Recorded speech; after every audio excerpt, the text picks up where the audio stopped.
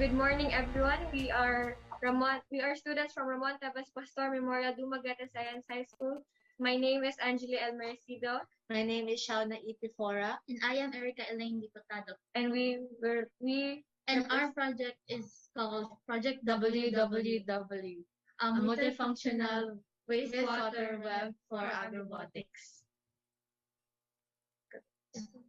Good morning. I'm Good Toto morning, sir. Oku from Ateneo, one of the BOJs. Congratulations. Congrats to your project, WWW, Agro Robotics Project. Good working complete system. I like the way you presented your project in your video, step by step. We were able to see how you even planted, you prepared the soil, the system.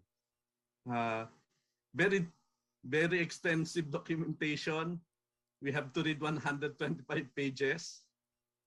I like the use of Node-RED, your lots of sensor integration. You have tested your sensors and semi-calibrated them. Very good.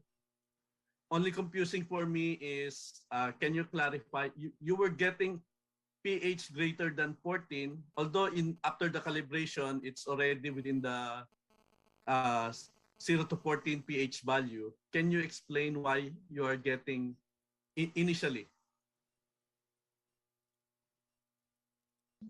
So after the calibration, sir, we tested the neutral, the 7, then the alkaline, and then through the lead nitrate and tap water, sir. Each element had different pH, and then we were shocked why it was greater than 14. It was 19 and above, like that. And then we found out that the tap water had 10 above pH level, and the lead had 7. And I think that the pH sensor had a difficult time sensing the overall pH. That's why it wasn't that in the range of 0 to 14, sir. I also like your lead sensor development. I'm guessing that you're assuming that you're actually getting the electrical conductivity, right? And your assumption is it's mostly lead. Am I right? Can you explain your lead sensor? So we based the sensor on the redox properties, or the reduction and oxidation. Then our mentor told us that the graphite is known to it's good to be a conductor, a conductor. And then through the soldering lead, it has a lead chemical element. So we integrated that the particles, that the graphite will go into our lead, mostly because of the soldering lead element. So in the redoxer, it comes in action that the transfer of lead ions from the soldering lead, so it actually stands or acts as the anode, and then the graphite, which contains carbon, acts as the cathode. So it will be producing a potential charge, and that charge will be collected by the sensor that we integrated in that process. So the charge that produced were in millivolts, and then through that we connected it to our Arduino microcontroller, and then we can access the data that we have gathered from the actual lead sensor that we tested. The trials we made, sir, was through the multimeter, and then we compared it to the Arduino programmed multimeter. My next question is, explain the use of RGB sensor. You already have a turbidity sensor, so I was wondering, can you explain why you also use the RGB sensor? So we were supposed to test out the phosphate content of the water. However, we were told that it was hard to test the phosphate level in the water. So we actually decided to just change it to a color sensor, because they said that phosphate can also be seen through the colors, and we had the color sensor, and that's in that color sensor we can sense the RGB levels of the water. So actually the minimum or the lesser value that the RGB has, for example, in the red values, it is the least, it has the least value. So it means that the water is actually more of a reddish water. So we can distinguish the actual color of the water. So we will not simply say that the water is brown or the water is just not so clear. So we use the color sensor to actually have the exact color that the water has.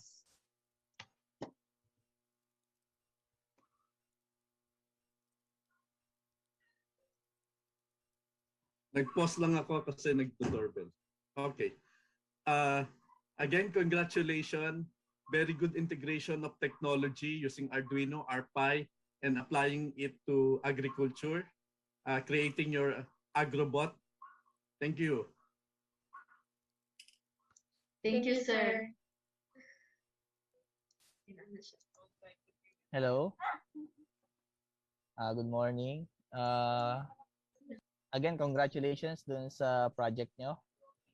Impressive siya for me. Ang daming laman no.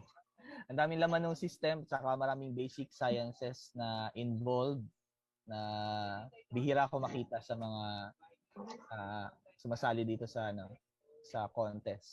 Basic sciences and applied it in practical system kagaya ng ginawa niya. So congratulations on that. And meron kayong, well, mostly comments lang sabihin ko. Medyo impressed ako sa gawa nyo.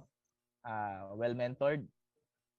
Kasi kitang-kita doon sa process kung paano kayo nagte-test, kung paano niyo pino-prove yung system na from here, from basic assumptions, ano yung conclusions na gusto niyo, tapos kung ano yung experiment na ginawa. Then for high schools, then medyo ano sa akin yan, impressive siya for me.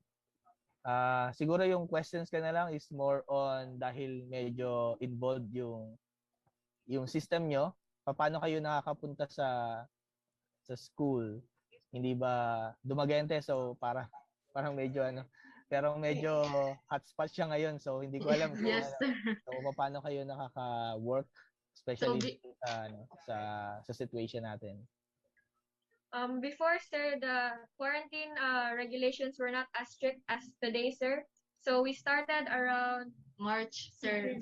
March, and then we asked permission to the school, so we send them a letter. So also the principal asked permission from the division office, and then we were allowed to stay in the school for like how many? We didn't go there every day, sir. We only went periodically to work on our project during our free schedule.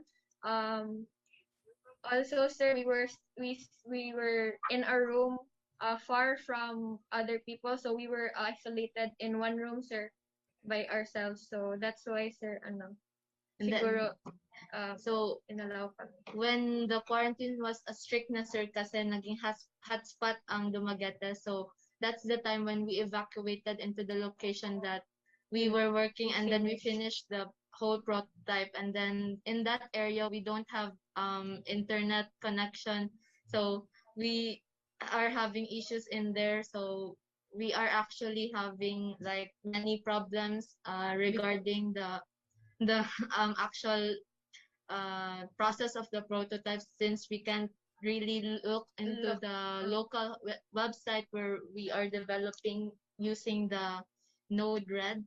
So that, but however, with all the problems that we've encountered, so we still managed to finish the prototype. Wow. Thank you very much. Well, again, siguro look into ano na lang, kasi maraming basic sciences doon na baka pwede niyong gamitan or publish or i-patent at least.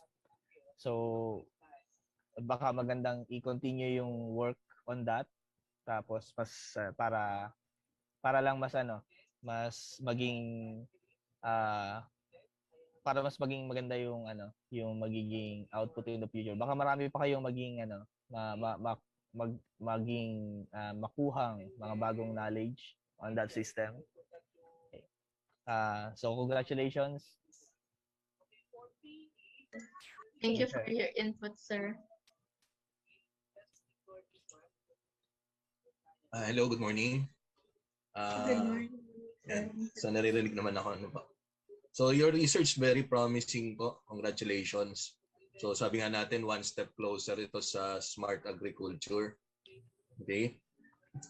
Tapos nakita ko rin yung bati doon sa kwento ninyo tsaka doon sa output ninyo na documentation na sobrang kapal talaga. Okay? Pero pag tinignan namin, parang talagang katulad ng sabi ni Sir Mong, well-guided talaga kasi pati yung presentation yun ng data and results ninyo, how you explain the different scenarios dun sa documentation, maganda naman po talaga. Okay, so kudos po dun. Now, tanong ko lang po, ano po ba yung ating nakikitang future direction nung nagawa po ninyo? May idea po ba kayo kung sino kaya ang magandang collaborators natin para mas mapaganda pa natin itong ating nagawang prototype? Siyempre, hindi po tayo titigil dito. Okay? So, nasabi nga namin maganda siya. Eh, nakikita namin yung tulad ng sabi ni Sir Mong, pwede siyang i-patent. So, ano po kaya yung ating idea sa future direction ng research? So actually, sir, when we were planning to make this prototype, we were having like mga problems regarding sa funds. So we actually had the budget for it, and then we asked the school to help us in funding the prototype. Then so we had an estimate of around 30,000 for this whole prototype because the sensors are actually pricey, and then we use of sensors from the top tiers to the bottom tiers, so we really had a lot of sensors. So we used how many sensors? I guess more than 10 sensors, and then it's quite pricey, so we were actually looking we were actually I don't know, maybe we will try to make our own sensors. For example, the LED sensors, we already tried doing that on our own. So basically that is our first step. So, and then the next step we will be testing out the phosphate sensor and making it. And we also have other recommendations. So the hydroponic system composing only of 18 tangan-tangans, we are planning to make that bigger for it is actually, we have here our plant sample. This plant, I had research about this in 2018, and then I discovered that this plant can accumulate lead and phosphate. That's why we integrated this plant in our project, because I know that it has the properties in accumulating the said heavy metals. So next up, we have the sensors that I've told you that we need to make and gather more information about it. And then in the irrigation system part, we are planning to make it a little bit bigger so that we can actually test the range of our sensors or the water distribution as well. And then another one is that we also wanted to put much more intelligent AI, sir, like the data analyzing part for our data, because we had no time to program that specifically. So we wanted to have a more detailed, more concise data for us to understand And then we are also planning to make the whole prototype automated so that we will not be putting the wastewater manually. So we will just put a container maybe, and then we will maybe program it to pump into the directly to the prototype. So that's more of our recommendations. Our plans. Okay. So yun, so nakita nyo marami kayong ideas after nyo natapos yung prototype or have submitted it sa iMake WeMake. Siyempre, yung goal natin is to continue this particular project, no? So kasi maganda nga siya. And again, congratulations po sa team, sa mentor po ninyo, congratulations. So yun po. Salamat.